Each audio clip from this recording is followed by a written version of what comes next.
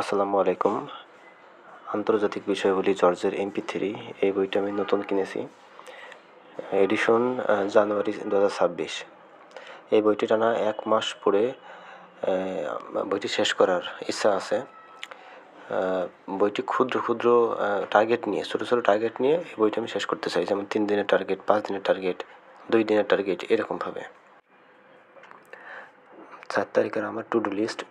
Two do list আমি কী কী পড়বো, যেমন আন্তর্জাতিক বিষয়াবলীর এশিয়া মহাদেশ সম্পূর্ণ পড়ব এবং জাতিসংঘের পরিচয় থেকে ব্রেটন উডস সম্মেলন পর্যন্ত পড়ব। এই যে এশিয়া মহাদেশ, এই এশিয়া মহাদেশে প্রথম থেকে শেষ পর্যন্ত, অর্থাৎ পুরো এশিয়া মহাদেশটাই পড়ব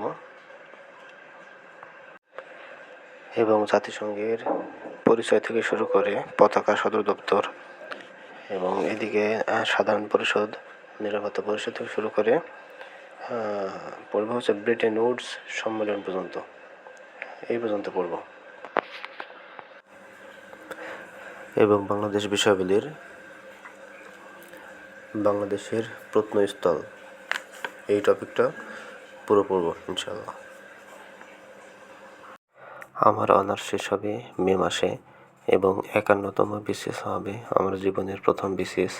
সেই অনুযায়ী প্রস্তুতি নিচ্ছি। আসলে BCS তো টার্গেট আছেই, তবে আমার মূল লক্ষ্য হলো চাকরি পাওয়া।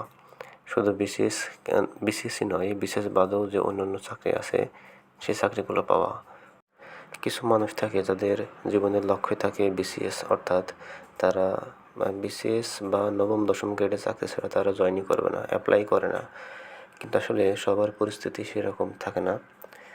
যদি সেরকম চিন্তা করি যে নবম দশম গ্রেডে চাকরি ছাড়া অ্যাপ্লাই করব না কিংবা জয়েনই করব না, তাহলে আমাকে আরও অনেক দিন বেকার থাকতে হবে।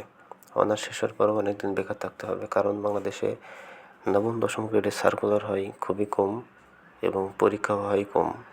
একটা সার্কুলার হলে সেই সার্কুলারের পরীক্ষা হবে কতদিন পরে, এটা আসলে অনিশ্চিত বিষয়।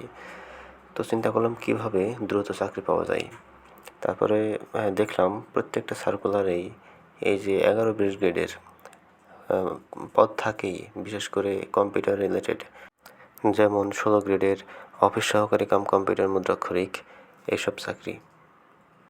তাই বর্তমানে আমার টার্গেট যে আপাতত একটা চাকরি পাওয়া, অর্থাৎ এই 15-16 গ্রেডের হলেও একটা চাকরি পাওয়া এবং সেই চাকরিতে জয়েন করে নিজে যখন একটা আর্থিকভাবে স্বাবলম্বী হব মোটামুটি, অর্থাৎ নিজে চলার মতো চাকরিতে অ্যাপ্লাই করা, ঢাকায় গিয়ে পরীক্ষা দেওয়া, নিজে থাকা খাওয়া, এতটুকু চলে গেলেই হবে এবং তার সাথে পড়াশোনা চালিয়ে যাওয়া, অর্থাৎ নবম দশম গ্রেডের চাকরিতে অ্যাপ্লাই করা এবং সেগুলোর জন্য চেষ্টা করা। আর BCS তো সবারই টার্গেট এবং আমারও BCSই মূল টার্গেট, তবে আমাকে আগে চাকরি পেতে হবে। আন্তর্জাতিক বিষয়াবলী 3 দিনে কতটুকু পড়ব, এটা আসলে আমি প্রথম দিনেই সিদ্ধান্ত নেই না, কারণ সেটা ফিল আপ নাও আসলে হয় বিভিন্ন ব্যস্ততার কারণে।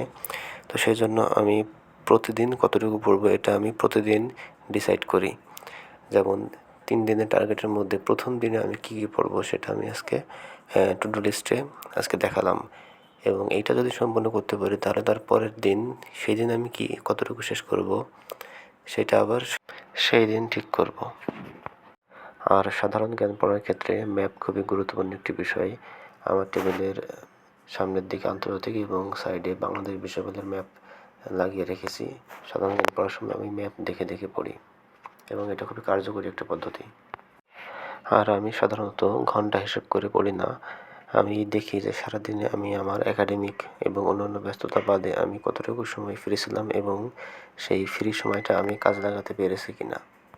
কত ঘন্টা পড়লাম এইটা আমার কাছে মুখ্য বিষয় নয়, আমার কাছে মুখ্য বিষয় হচ্ছে আমি কতগুলো কন্টেন্ট পড়লাম এবং সেগুলো আমি মনে রাখতে পারছি কিনা, কতবার রিভাইজ দিলাম, এইটা।